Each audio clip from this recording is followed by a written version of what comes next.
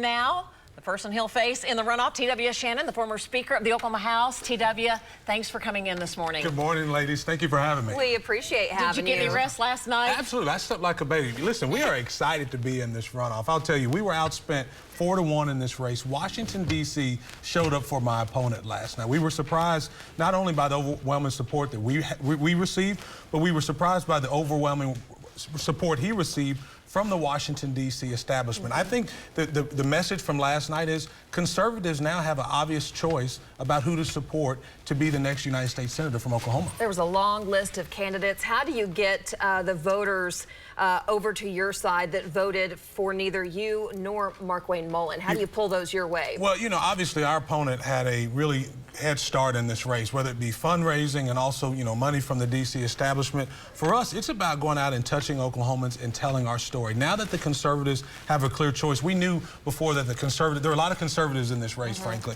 and so the conservative vote was pretty split up. But now we have the opportunity to come together and really push against the Washington, D.C. establishment. Listen, I'm a conservative, I'm a Christian, and I'm a capitalist, and that message still resonates, especially when you're running against someone who's in their second, decade in Washington, D.C. The congressman did have these remarks last night, and let's take a listen, and then kind of your thoughts on the other side.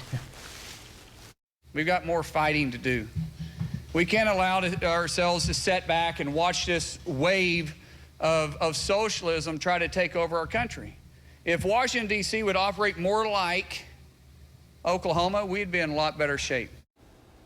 Your thoughts on that, T.W.? Listen, Markwayne is a friend of mine. We've been personal friends for a number of years, but there are some differences between us. And I will tell you, as we look at this race and we start comparing, what our resumes are, the truth is I keep my word. Whether it's what I kept my word to lower taxes in the Oklahoma legislature, I kept my word to reform welfare, and I'll keep my word on term limits as it relates to running. I've already signed a term limits pledge. I plan to keep that pledge and make sure that Oklahomans know that a true citizen legislature is someone who keeps their word. And the real truth is, Robin, if you have to conform to Washington, D.C. to reach Washington, D.C., Washington, D.C.'s already reached you.